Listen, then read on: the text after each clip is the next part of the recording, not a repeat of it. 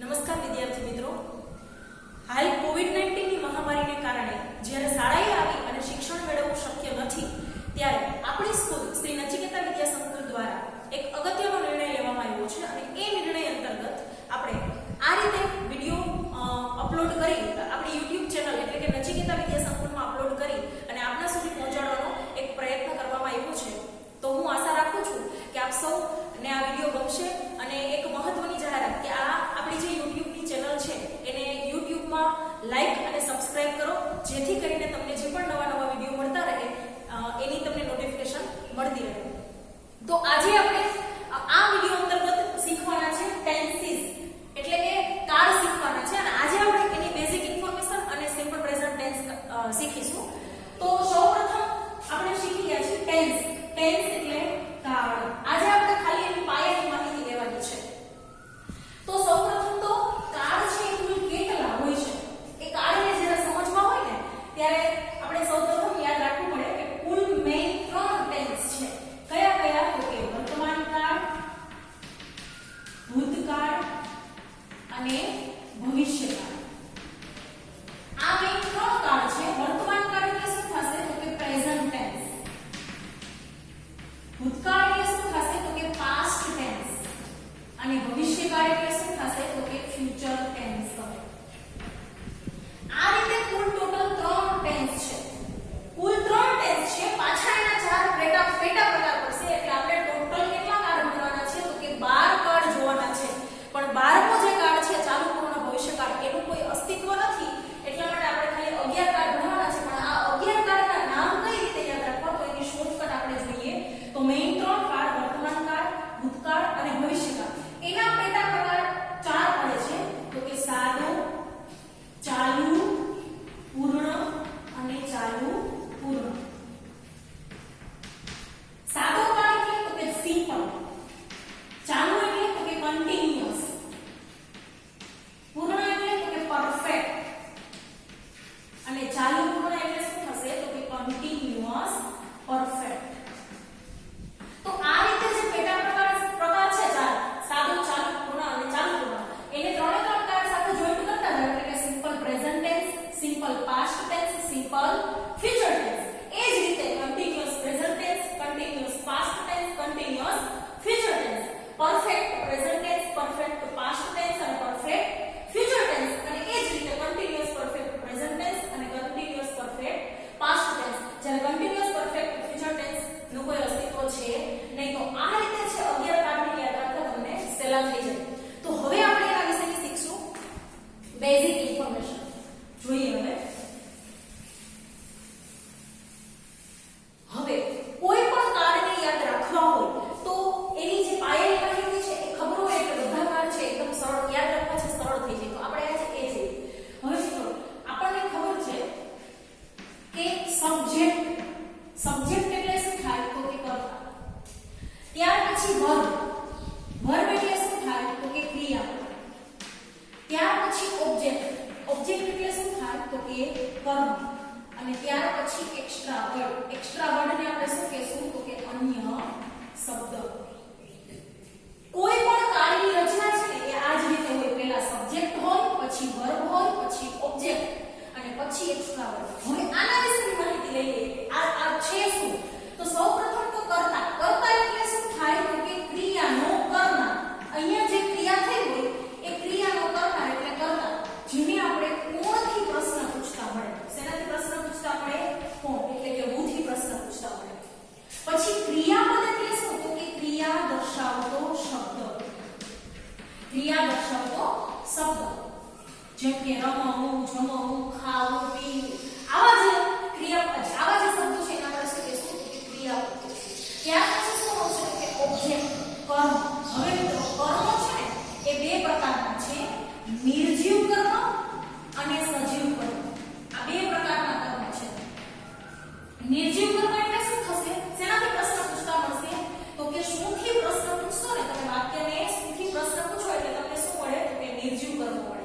અને વાક્યને તમે કોનેથી પ્રશ્ન પૂછો એટલે તમને શું મળે? તો કે સજીવ કર્મ મળે. શું એટલે વોટ અને કોને એટલે whom. તો આ રીતે 2 પ્રકારના કર્મ હોય છે, નિર્જીવ કર્મ અને સજીવ કર્મ. હમણાં એક્ઝામ્પલ લઈને આપણે જોઈએ. જ્યારે અન્ય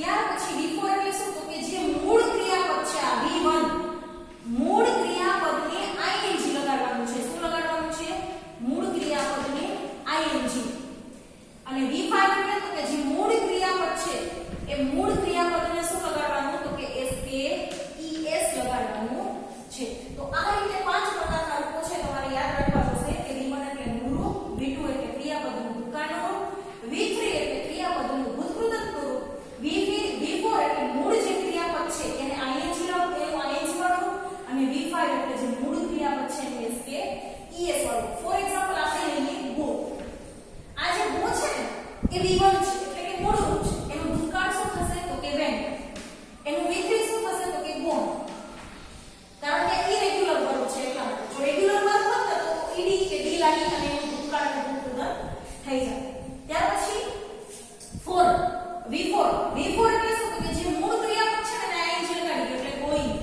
એટલે આપણે આમ પણ કહી શકીએ V1 ing ત્યાર પછી મૂળ ક્રિયાપદનો SKES વાળો એટલે જે મૂળ ક્રિયાપદનો છે ને એટલે શું લાગે SKES એ આપણે કાળ ભણશું ને ત્યારે નિયમની અંદર જોશું તો આ રીતે પાંચ પ્રકારના ક્રિયાપદો છે આટલી તમને માહિતી મળી ગઈ કે પહેલા સબ્જેક્ટ વર્બ સબ્જેક્ટ આપણે શોર્ટમાં કહીશું તો કેસ વર્બને કહીશું V ઓબ્જેક્ટને કહીશું O અને એક્સ્ટ્રા વર્ડ માત્ર ચેન્જીસ ક્યાં વધારે કાઢવા તો કેવી આપણે બધી માહિતી લઈ લીધી હવે આપણે એક્ઝામ્પલ દ્વારા આ જે બધા શબ્દો છે એને સમજીએ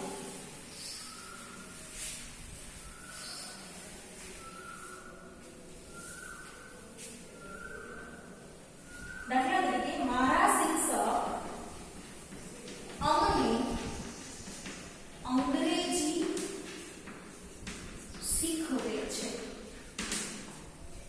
હવે જો મારા શિક્ષક અમને દરરોજ અંગ્રેજી શીખવે છે આવું વાક્ય છે તો હવે જો આની અંદર કર્તા કોણ છે કોણ શીખવે છે તો કે મારા શિક્ષક શીખવે છે એટલે આ શું થશે તો કે કર્તા થશે હવે વર્બ લેવું પડશે કઈ ક્રિયા થાય છે તો કે શીખવવાની ક્રિયા થાય છે એટલે એને આપણે શું કહીશું તો કે વર્બ કહીશું એ બીજા નંબરે આવી જશે ત્યાર પછી કર્મ હવે છે ને જો કર્મ બધા જ વાક્યની અંદર હોય એવું જરૂરી નથી અમુક વાક્યમાં કર્મ ના હોય અમુક વાક્યમાં બંને કર્મ જોવા મળે અમુક વાક્યમાં એક કર્મ જોવા મળે અમુક વાક્યમાં તમને એક પણ કર્મ ન જોવા મળે એવું પણ બની શકે પણ અહીંયા આપણે જોઈએ જો પ્રશ્ન પૂછીએ વાક્યને શું અને કોનેથી પ્રશ્ન પૂછો તમને મળે છે તો પહેલા શુંથી પ્રશ્ન પૂછીએ અમારા શિક્ષક અમને શું શીખવે છે તો કે અંગ્રેજી શીખવે છે તો આ કેવું કર્મ થયું તો કે નિર્જીવ કર્મ થયું ત્યાર પછી કોને શીખવે છે અંગ્રેજી અમારા શિક્ષક કોને અંગ્રેજી શીખવે છે તો કે અમને અંગ્રેજી શીખવે છે તો આ કેવું કર્મ થયું તો કે સજીવ કર્મ થયું અહીંયા ધારો કે વિદ્યાર્થીઓ હોત તો એ પણ સજીવ કર્મ જ હોય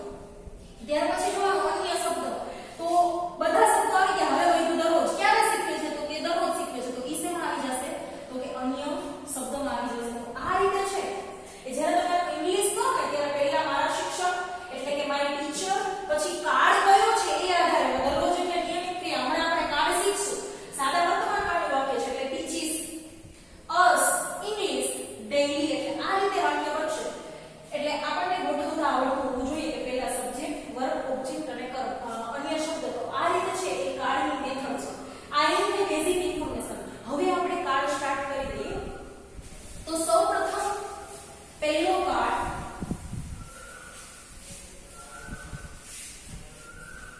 આપણે બધી બેઝિક ઇન્ફોર્મેશન જોઈ લીધી હવે આપણે પહેલો કાળ ચાલુ કરીએ પહેલો કાળ એટલે કયો તો કે the simple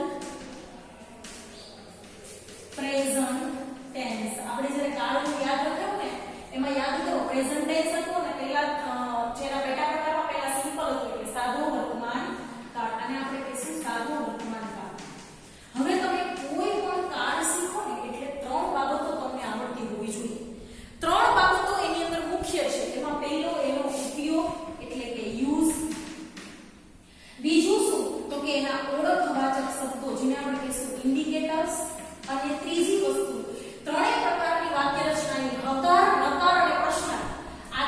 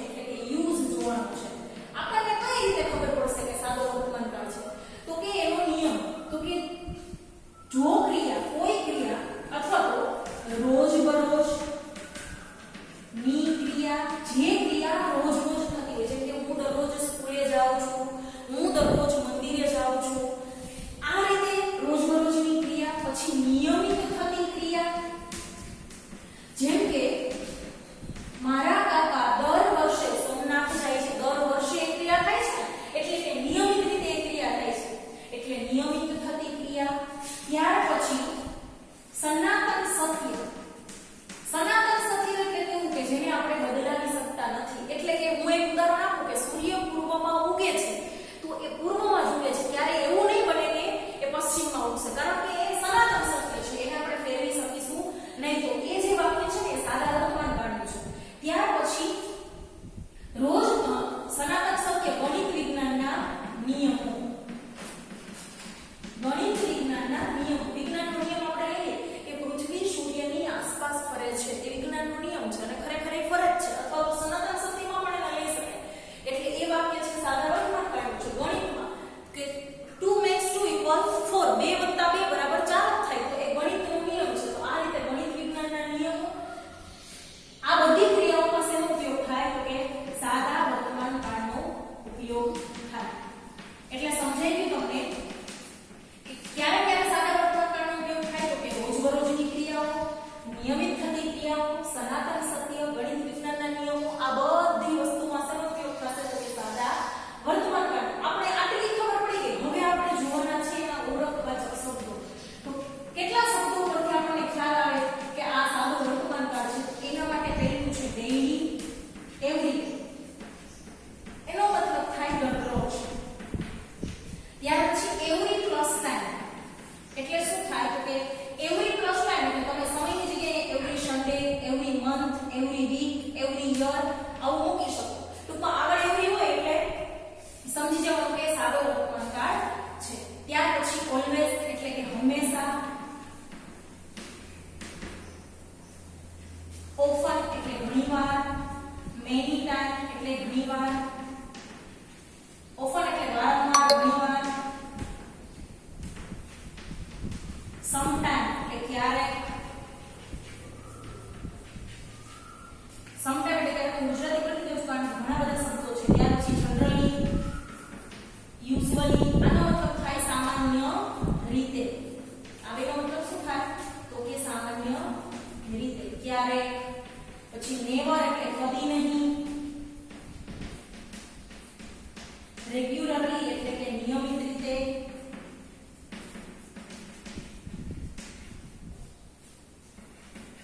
તો આ રીતે ઘણા બધા એવા શબ્દો છે કે જે શબ્દો છે એ સજેસ્ટ કરે છે કે આ કયો કાળ છે તો કે સાદો વર્તમાન કાળ છે. હવે ત્યાર પછી આપણે જોઈએ આ કાળની રચના. ઉપયોગ જોઈ લીધો અને ઓળખવાચક શબ્દો જોઈ લીધા. હવે ત્રણે ત્રણ હકાર, હકાર અને પ્રશ્ન, આ ત્રણેય રચના આપણે જોશું.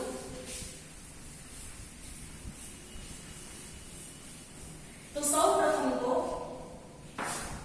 હકાર રચના જોઈએ. એની વાક્ય રચના, એમાં હકાર રચના જોઈએ. તો સૌપ્રથમ આપણે શીખી ગયા કે દરેક કાળની અંદર કોમન છે. પહેલા સબ્જેક્ટ આવશે, વર્બ આવશે, ઓબ્જેક્ટ આવશે અને એક્સ્ટ્રા વર્ડ આવશે. માત્ર ચેન્જીસ શેમાં થશે તો કે વી માં. હવે વી આપણે 5 પ્રકારના જોઈ ગયા: V1, V2, V3, V4 અને V5. જેમ કે V1 એટલે મૂળરૂપ, ગો, V2 એટલે ભૂતકાળનું રૂપ, V3 એટલે ભૂતકૃતનું રૂપ, V4 એટલે ing અને V5 એટલે SK ES વાળું.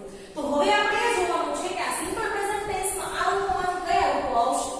તો સૌપ્રથમ તો વાક્યના નિયમ મુજબ પહેલા તો શું આવશે તો કે કર્તા. હવે આ કાળ એવો છે સાદો વર્તમાન અને સાદો ભૂતકાળ કે જેમાં સહાયક ક્રિયાપદો વપરાતા નથી.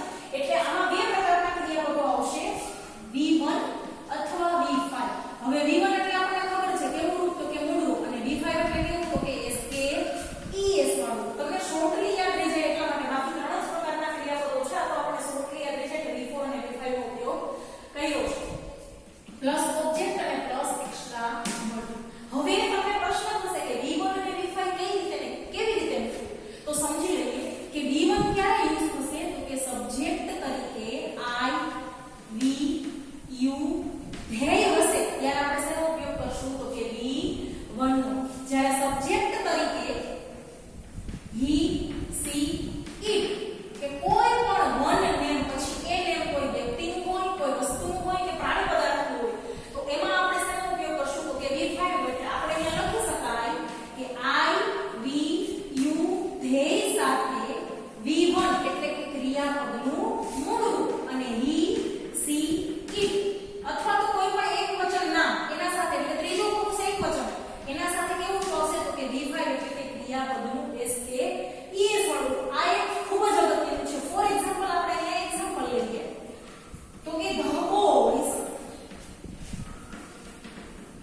ટેનિસ ક્રિકેટ ડેઇલી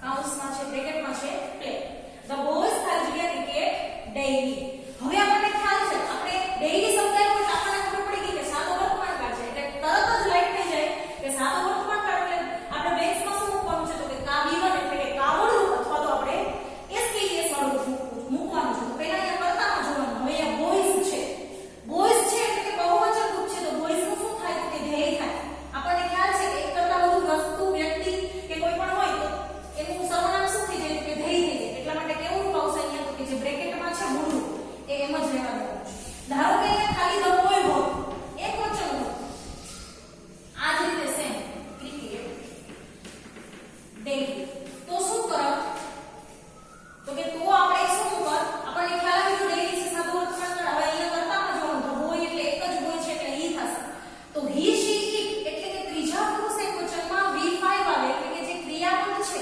એનું એસકેએસ વાળું રૂપ આવે તો અહીંયા આપણે શું મૂકશું તો કે પ્લેઝ મૂકશું હવે જુઓ ત્રીજા પુરુષ એકવચનમાં જે એસકેએસ ના નિયમો છે ને એમાં એ નિયમો પણ આપણે જોઈ લઈએ એટલે આપણને ખ્યાલ આવશે કે ભાઈ ત્રીજા પુરુષ એકવચનમાં જે એસકેએસ ના નિયમો લાગે છે એ નિયમો કઈ રીતે લાગે છે તો હી શી એટલે કે ત્રીજા પુરુષ એકવચન એટલે કે હી સી ઇટ સાથે V5 ના નિયમ એટલે કે SKES ના નિયમ કઈ રીતે SKES ક્યારે S લગાવવું ક્યારે ES લગાવવું તો આપણે શોર્ટમાં સમજી લઈએ કે પહેલો નિયમ છે કે ક્રિયાપદની છેલ્લે S double S SH CH X O કે ડબલ Z હોય ને તો આપણે ત્યાં ES લગાડવાનું છે ક્યારે તો કે કર્તા તરીકે વિશિષ્ટ એટલે કે ત્રીજો પુરુષ એકવચન અથવા તો કોઈ પણ નામ હોય ત્યારે બાકી આઈયુ ભાઈમાં એ નિયમ લગાડવાનો નથી ધારો કે અહીંયા વોચ છે તો CH છે તો આપણે શું લગાડવું પડશે ES ગો O છે તો શું લગાડવું પડશે તો કે ગોસ ટૂંકમાં અહીંયા છે આ શબ્દો તમને જોવા મળે S double S SH CH X O કે ડબલ Z તો તમારે લાસ્ટમાં શું મૂકવાનું છે તો કે ES લગાડવાનું છે ક્યારે તો કે ત્રીજા પુરુષ એકવચનમાં ત્યાર પછી નિયમ નંબર 2 તો કે છેલ્લે Y હોય છેલ્લે Y હોય અને Y ની આગળ શું હોય તો કે સ્વર સ્વર કેટલા છે તો કે 5 છે A E I O U તો માત્ર શું લગાડવાનું છે તો કે S લગાડવાનું છે શું લગાડવાનું છે S for example by play હવે જુઓ અહીંયા છેલ્લે Y છે એની આગળ A અને U શું છે તો કે ભાઈ સ્વર છે તો માત્ર શું લાગશે તો કે S જ લાગશે ક્યારે S લાગશે 22 અને પ્લેસ ક્યારે S